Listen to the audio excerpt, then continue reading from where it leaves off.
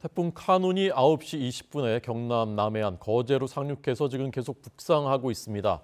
아마도 오늘 밤 11시쯤이면 이제 서울까지, 그러니까 오늘은 내내 우리나라를 이제 관통해서 수직으로 관통해서 올라가는 것입니다. 강도가 조금 낮아졌다고는 하지만 여전히 매우 위력적인 태풍이고요. 반경이 우리나라 한반도 좌우 반경보다 더 큰 350km에 이르기 때문에 전국이 영향권이고, 특히 이제 오른쪽 반경인 영남 지역이 지금 바람이 매우 강하고 비도 많이 오는 모습을 볼 수 있었습니다. 철저히 대비해야 되겠습니다. 오늘 재난 전문가입니다. 백승주 한국열린사이버대 소방방재학과 교수의 조언을 듣겠습니다. 안녕하십니까? 네, 반갑습니다. 여전히 이제 매우 우려되는 상황인 거죠, 지금? 그렇습니다. 이제 그 태풍이 천천히 이제 접근을 하다가 상륙을 한 거거든요. 9시부터 지금 통영 서쪽 30km 지점인데요. 그래서 지금 부산 지역 같은 경우는 강풍에 지금 피해를 벌써 입고 있고요. 네. 그리고 일부 산사태, 도로 유실도 시작이 됐습니다. 이게 이제 그 당초에 접근하는 속도보다는 빨라진 속도로 진행을 하겠지만, 네. 중요한 부분은 가장 태풍의 이제 위험의 3요소를 우리나라가 봤을 때 세 가지를 얘기를 합니다. 네. 강도, 경로, 네, 그리고 그에 따른 어떤 피해를 보게 되는데요. 지금 현재 상태에서는 다소 속도는 빨라지고 강도는 약해진 부분이 있지만 제일 위험한 게 경로입니다. 그래서 말씀하신 대로 반경을 가지고 있다 보니까 우리가 안내를 하다 보면 점으로 안내를 하잖아요. 그 점으로 정확히 안내를 드리는 부분인데, 이 그 강풍 반경이 말씀하신 대로 330km 반경이니까 벌써 포용을 하죠. 그리고 보다 더 위험한 폭풍 반경을 25m/s로 보는, 그 역시 100km에 달합니다. 좌우로 200km니까 부산부터 여수까지 포함이 되는데요. 현재 위험한 상태는 위험 반원이 오른쪽이면서, 그리고 호우는 지금 강원 영동 지역까지 이 비구름이 핥히고 있거든요. 그래서 내륙으로 올라가면 내륙 지방의 호우가 또 걱정이 됩니다. 네. 그러니까 속도, 강도, 경로, 특히 이제 경로가 지금 이제 위험한 경로로 지나고 있고, 속도는 이게 굉장히 느리게 가고 있었다고 했는데 조금씩 빨라지고 있다면서요? 그렇습니다. 지금 현재는 그 당초에 바다에서 사실은 늦더라도 수온이 만약에 낮았으면 힘이 좀 떨어지면서 올라올 텐데, 상당히 이제 강 상태를 유지하다가 육지 직전에서 중이 되는데, 중 역시나 역시 풍속이 25m/s 이상이 지금 되고 있기 때문에 위험한 상태가 되고요. 이제 그 지상으로 올라왔을 때는 내륙에서 그 에너지, 열 에너지, 운동 에너지를 전부 다 소실을 하게 될 겁니다. 그렇게 되면 이걸 어디에 어느 정도에 집중이 되느냐에 따라 피해가 또 커지겠죠. 그래서 가장 걱정되는 부분이 겪어보지 못했던 경로이기 때문에, 눈이 똑같이 3cm가 오더라도 서울에 왔을 때하고 부산에 왔을 때하고 완전히 틀려지잖아요. 그러면 지금 중부 내륙 지역에 청주 주변 반원 부분에 계신 지역의 분들은 청주에 국한되는 게 아닙니다. 원주, 단양, 김천, 공주 전체 권역에서 겪어보지 못했던, 어르신분들이 겪어보지 못했던 그 호우 강풍 상황이 오기 때문에 그 피해가 좀 가장 우려가 됩니다. 네. 지금 이제 올라오면서 강도가 중이 됐지만 여전히 초속 25m. 네, 초속 그렇습니다. 25m면 어느 정도 위력인가요? 우리가 이제 그 평균 풍속도 얘기하고 순간 풍속도 얘기하는데, 현재 순간 풍속은 일본에서는 벌써 40m/s를 훌쩍 넘었고요. 그리고 내륙에서도 40m/s를 넘습니다. 그리고 이제 부산 지역에서도 초고층 건축물에 피해가 많았는데, 도심지에서 강풍이 불면요, 순간 풍속도 풍속이지만 풍속이 불면서 마치 강으로 흐르던 물이 계곡을 흐르는 것처럼 바위 사이를 물이 흐르면은 부딪히면서 빠르게 흐르잖아요. 그러면 도심지에서는 강풍 피해가 더 커지게 됩니다. 25m/s 정도면요, 지금 33m/s 이상이 되는데, 그 상태에서도 기차가 탈선한다고 얘기하는데 잘 체감이 안 오잖아요. 우리가 그 예보를 보면 알 수 있습니다. 15m/s의 강풍 반경, 외출을 자제하셔야 됩니다. 25m/s 이상의 폭풍 반경, 다른 개인 교통수단을 쓰더라도 차량도 위험할 수가 있는 겁니다. 그래서 들고 있는 우산을 바람한테 놓칠 정도가 15m/s 정도거든요. 그러니까 외출을 자제하셔야 되는, 그 직접적인 강풍 반경 내에서는 외출을 자제하시는 게 맞습니다. 그러니까 초속 15m만 되더라도 나가지 않는 게 좋은데, 성인 남자가 걷기가 힘들다고 합니다. 지금은 근데 초속 25m. 그러니까 차도 웬만하면 운행을 안 하는 게 좋겠다라는 말씀이죠. 차량 운행도 지금 복합적으로 상황이 되기 때문에 강풍과 폭우가 돼 있는 상태고요. 그리고 지금 산사태 수해 복구도 다 안 끝난 상태잖아요. 벌써 도로 유실이 지금 소식이 들려오고 있거든요. 지금 위험성은 말씀드리면, 작년 산사태가 1270건이 일어났습니다. 1년 동안. 네. 근데 지금 지난주까지 산림청 집계가 2300건이 넘었습니다. 그조차 복구도 안 됐습니다. 그래서 내륙 지역 산사태 호우 피해. 그래서 차량과 최대한 차량 이동 거리를 줄이시고요. 외출도 자제하시고 계획도 이틀 동안만큼은 좀 조심하실 필요가 있습니다. 네. 산사태가 일어난다고 해도 뭐 설마 우리 집은 뭐 이러다가 이제 피해를 보는 그렇습니다. 경우를 우리가 네네. 목격했지 않습니까? 네. 지금도 산사태 조금이라도 위험한 지역에 계신 분들은 빨리 피하는 게 좋은 거죠. 그렇습니다. 이게 제가 할 일이 시청자분들께서 자칫 오해하실 것들을 좀 설명드릴 필요가 있을 것 네, 같습니다. 대피에 대한 부분인데요. 산사태를 막기 위해서는 천억 단위, 조 단위의 막대한 예산이 들어갑니다. 네. 그래서 우리가 산사태 취약지구를 얘기하잖아요. 네. 전체 산림 면적의 1%밖에 안 됩니다. 그렇게 산림청에서 한 이유는 뭐냐면 그 1%의 취약지구에 50%의 예산을 집중하는 겁니다. 부족한 예산을. 네. 그렇기 때문에 취약지구가 아닌데 왜 산사태를 낳냐? 그건 사실 현실적인 한계가 있습니다. 자, 이랬을 때 우리가 대피를 하는데요. 대피 명령이라고 하는데 네. 강제성으로 느껴지시겠죠. 그렇지만 대피 명령은 대피하라고 통보하고 방송하는 게 대피 명령입니다. 그 이상의 단계가 법으로 있는데요. 강제 대피 조치가 있습니다. 네. 이런 경우는 경찰의 행정력까지 치안까지 동원을 해서 직접 모시고 나오는 거죠. 네. 근데 아직까지 그러진 못하고 있습니다. 법에는 있지만. 그래서 예, 예. 말씀드리는 부분은 대피 명령 있기 전에 선제적으로 대피를 먼저 하시고요. 네, 네. 지금 예천에서 우리가 교훈을 얻었습니다. 주민들이 대피를 안 하시다가 고령자분들이 오래 사시던 댁에서 하시잖아요. 그렇기 때문에 취약지구를 떠나서 네. 여부를 떠나서 산지 아래에 있는 재래식 가옥에 계신 분들은 최소 이틀 동안은 선제 대피를 하시라 네. 당부드립니다. 예. 지난번 산사태 피해가 컸던 곳이 이제 주로 예천 비롯한 경북 그렇습니다. 쪽에서 피해가 컸었는데 이번에도 태풍의 오른쪽 반경에 있기 때문에 여기 이제 위험해 보이고요. 네, 아까 보니까 그 호남 쪽은 바람이 좀 덜 불더라고요. 왼쪽이라서 그런지. 그렇습니다. 이쪽은 좀 괜찮은 겁니까? 아니면 여기도 여전히 위험한 겁니까? 위험성이 없다고 말씀드리면 당연히 안 되겠죠. 근데 지금 현재 기상청 시뮬레이터나 위성 사진을 보게 되면 이렇게 시계 반대 방향으로 핥히고 있잖아요. 네, 핥히고 네. 있으면 현재 전국이 태풍주의보, 태풍경보 이렇게 나와 있는데요. 네. 태풍 경보 상태가 지금 강릉 동해안 지역까지 이렇게 미치고 있습니다. 예. 그러니까 비구름이 전체 크게 돼 있고 태풍의 중심이 지금 상륙을 했으면 북부 지역이 더 비구름 피해가 큽니다. 북쪽이 아무래도 남쪽보다. 예. 그리고요 또 아무래도 오른쪽 피해가 더 큰데 이게 반원을 상륙해서 핥히다 보니까 우리 백두대간 있잖아요. 네. 그렇게 되면 지금 현재로서는 대관령을 기준으로 하면 영동 지역이 더 강우 피해, 강풍 피해가 크게 되겠고요. 네, 네. 이제 청주 지역으로 내륙을 더 깊게 들어오게 되면 이제 그게 장애물이 되니까 지금 그 대관령 남부, 중부 내륙 지역에 많은 강우량이 집중될 것으로 우려됩니다. 그래서 지금 그 입체적으로 보면 그냥 좌우로만 보면 저기 그 상륙을 한 통영 지역에서 오른쪽은 부산, 왼쪽은 여수 지역 이렇게 되잖아요. 네, 네. 이게 상대적으로 남쪽인 제주 지역은 잦아드는 추세가 되겠고요. 그리고 지금 현재로서는 여수 지역, 호남 지역 위험한 상태가 되겠고 수평으로 계속 올라간다고 보면 됩니다. 더 가중되는 부분은 그 윗부분의 중부 내륙 지역이다. 그래서 태풍의 중심이요. 오후 3시 이후에 지금 그 오송 청주 지역 지나가게 되는데요. 네, 네. 그때만 돼도 폭풍 반경이 수도권에 영향을 끼칩니다. 네. 그러기 때문에 밤 9시, 10시 이후에 수도권에 온다고 해서 그때부터 위험한 게 아니고 오후부터 위험한 상황이 되니까 네. 지금 안내하는 대로 정부에서도 안내하는 대로 퇴근 시간을 조금 조절하시고 네. 일찍 업무 정리하시기를 권해드립니다. 네. 뭐 수도권 인구 밀집 지역이니까 말할 것도 없고 지난번 이제 충북 오송에서 우리가 봤었고 작년에는 이제 지하 주차장, 이번에는 지하 차도 그 악몽이었지 않습니까? 네, 맞습니다. 지하 시설물 지금 이제 어떻게 대비해야 되는지 어떻게 관리해야 되는지 좀 말씀해 주십시오. 네.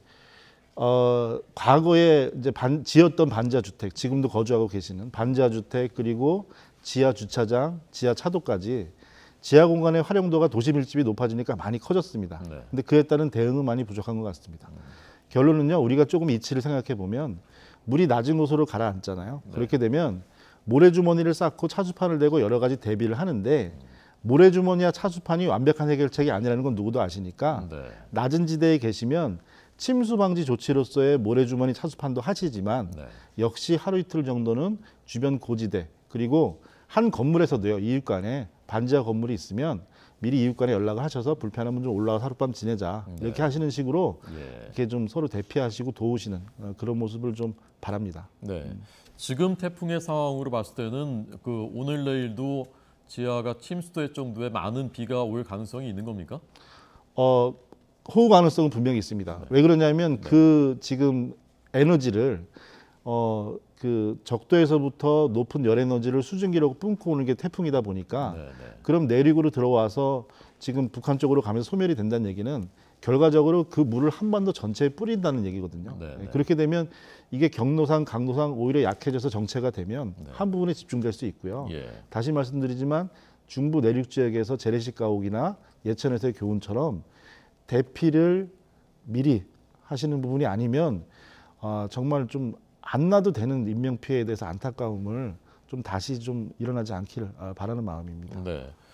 뭐 아무리 차 갖고 다니지 마시라고 하더라도 또 불가피한 분들도 있는 거고 그렇습니다. 차량 운행을 안 할 수는 없는 건데 지금 보여드리는 영상이 8시란 말입니다. 오늘 아침 8시. 8시에 이미 아마 이제 좀 지대가 낮은 쪽 같은데 벌써 이제 침수가 됐고 차량들이 이제 움직이고 있고 뭐 늘 저희가 이제 재난방송 때마다 얘기는 합니다만은 운전하시는 분들 입장에서는 이게 어떻게 해야 되는 건지 어느 때부터 위험한 건지 사실 이제 정확히 이제 그 잘 모르시는 그런 경우가 많고 그 부분 좀 다시 설명을 해주십시오. 네, 그 차량의 침수에 있어서는 수치를 보면은 30cm의 길이 다 가늠을 좀 많이 하시잖아요. 자도 많이 쓰고 하시니까 그 길이를 얘기를 하시면 예를 들었습니다. 저 승용차 같은 경우도 저렇게 지금 저 단지 내부이긴 하지만 도로가 물이 찬다는 거는 배수 기능을 마비한 거거든요. 타이어가 3분의 2 이상이 됐다는 얘기는 차축위로 물이 올라왔기 때문에 안에 전기 장치가 망가져서 차가 설 수가 있고요. 배기구 쪽으로 물이 들어가면은 역시 또 시동이 꺼지게 됩니다. 또 그리고 밑판을 들어 올리게 되니까 차가 떠오르게 되죠. 이번에 오송지하차도 사례에서도 보면은 버스도 2분 만에 떠올랐잖아요. 그렇게 되기 때문에 차량이 그 3분의 2 이상이 되면 그 상태는 마비가 돼서 위험 조건이 계속되면 수위가 높아질 게 뻔하기 때문에 그때는 천천히 높은 곳으로 이동을 하시고 그때가 되면 차량은 나를 보호하는 공간이 아니고 가두는 공간이 되죠. 재산은 버리시고 창문 열어두고 썬루프 있으면 열어두시고 그 다음에 피난을 하시는 게 맞고요. 또 왜 열어둬야 되는 거죠? 네, 그 안에 젖구 말고 여부를 떠나서 전자장치가 망가지게 되면 창문이 안 내려가죠. 그럼 그렇게 되면 차를 깨는 상황이 생기게 되는데 헤드레스트 머리 받침대 밑에 철봉으로도 깰 수 있고 여러 가지 소화기로도 떼고 방법이 있지만 힘듭니다. 성인 남자가 힘들게 깨야 되는 정도고요. 그래서 미리 열어두고 이동을 하다가 정지됐을 때 피하셔야 되는 게 되고요. 그리고 침수가 갑자기 급박하게 깊은 곳에 빠진 상황이면 역시 30cm, 30cm 이상의 높이 차이가 나면 물의 압력을 밀 수가 없으니까 열 수가 없어요. 그래서 오히려 안으로 물이 들어차길 기다렸다가 그 수위가 이내로 됐을 때 힘이 돼서 밀 수가 있거든요. 그래서 그렇게 기억을 해주시고 30cm라는 것이 이제 지표면에서 30cm 그 물 높이 차이입니다. 지금 정말 심각한 단계이기 때문에 바깥이 물이 꽉 차 있고 차 안으로 물이 스며드는 상황이라면 문을 밀어서 열 수 없거든요. 그러면 그때 기다려야 됩니다. 찰 때까지. 바깥 수위하고 안 수위가 높이 차이가 30cm 이내가 돼야지 문을 열 수 있습니다. 반지하 그 침수 사고에서도요. 현관 쪽으로 물이 밀어들어서 반지하 문 앞에 복도가 있으면 방문도 반지하 집의 현관문도 밀어서 열어야 되잖아요. 그럼 바깥에 물이 차니까 못 여는 거예요. 또 반대쪽은 방범창이 있고. 그래서 하나 더 덧붙여서 말씀드리면 방범창도 밖에서 나사못을 고정하는 일반적인 방식은 안에서 부술 수가 없습니다. 부서지지 않게 만드는 목적이 방범창이잖아요. 그래서 밖에서 볼트를 관통해서 안에서 풀 수 있는 방범창을 설치를 하셔야 되겠고요. 그래서 그런 것도 확인하시고 항상 피난을 먼저 생각하셔야 하기 때문에 차량이 잠긴 상태에서는 차량은 버려야 된다. 나를 가두는 공간이 된다는 부분 알고 계셔야 합니다.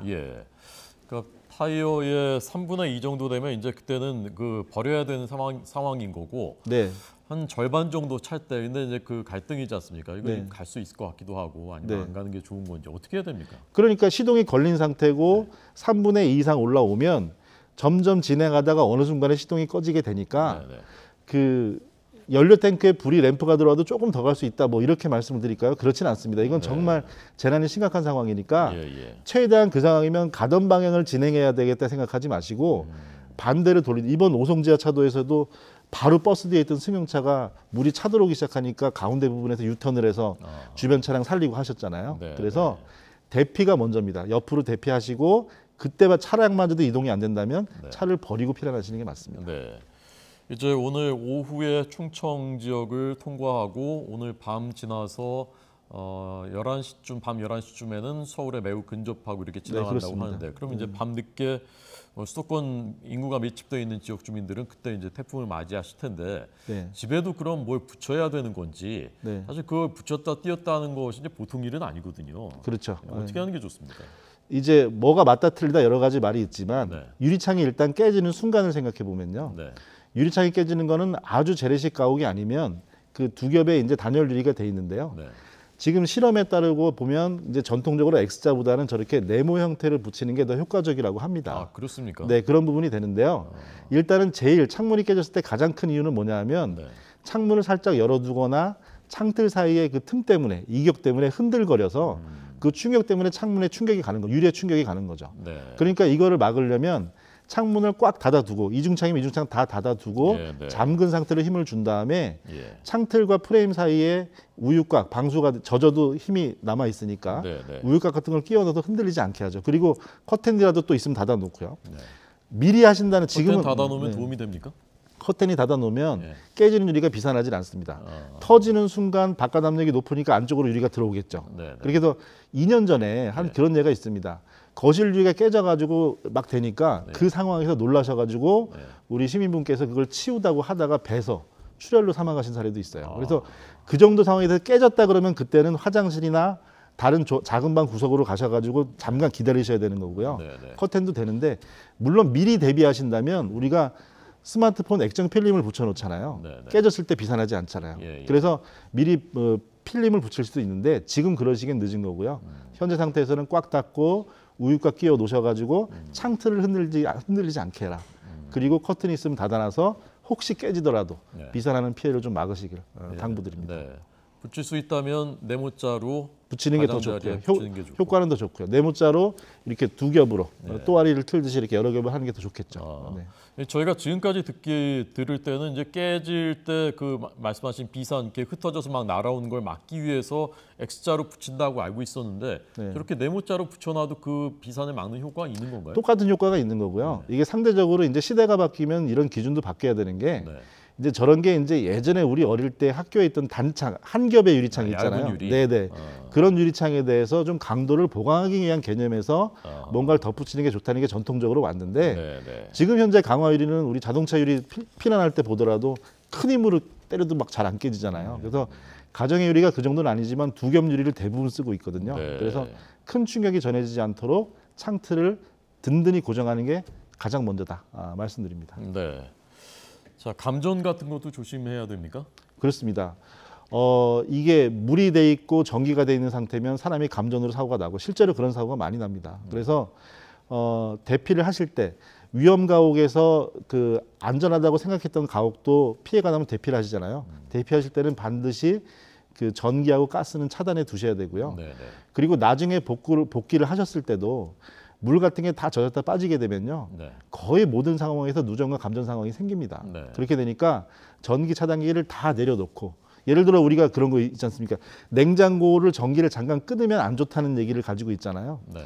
이런 재난 상황에서 냉장고를 잠깐 끊어서 약간의 성능이 떨어지는 거는 큰 문제가 아닙니다. 네. 경중으로 따지면 전혀 문제될 게 없다고 봐도 되는 거죠. 그래서 네, 네. 침수가 시작되면 차단계를 내리고 대피하시고 복귀하실 때도 천천히 다 살피시고 네. 이거 다시 복귀하시는 게 필요하겠죠. 네. 우리가 이런 이제 큰 태풍이 지나갈 때 때로는 그러죠. 아, 지나갈 별거 아니었네. 뭐 너무 호들갑 떨었나 이렇게 하지만 사실은 철저히 대비해서 피해가 없는 것이 이제 최선인 것 아니겠습니까? 그렇습니다. 네. 네. 몇 가지 이제 그 짚어봤는데 전문가 입장에서 이 얘기는 꼭 드렸으면 좋겠다. 이 얘기는 꼭 당부드리고 싶다 하는 거 있으면 해주십시오. 네, 말씀드린 대피의 문제 말씀드리고 싶습니다. 네. 이번 그 호우 때 산사태 때 영주 그 단산면 단곡리 예를 말씀드리는데요. 57세가 되신 이 모 이장님께서 네. 면장님께서 200mm의 호우가 나니까 전화를 다 돌리셨고 네. 이분이 새벽에 산 주변 마을 주변을 다 점검하시다가 물이 솟고 산사태 전조 증상을 얘기하잖아요. 예. 물이 솟고 산에서 이상하는 안 들리던 진동 소리가 들리니까 네, 네. 신속히 마을 주민들을 대피시키셔가지고요. 대피를 완료하자마자 조금 있다가 산사태가 나는 바람에 두 채가 맨몰이 됐고 수십 채가 피해를 입었습니다. 예. 그렇죠. 인명피해는 하나도 없었습니다. 자, 이렇게 훌륭한 시민 영웅이시지만 네.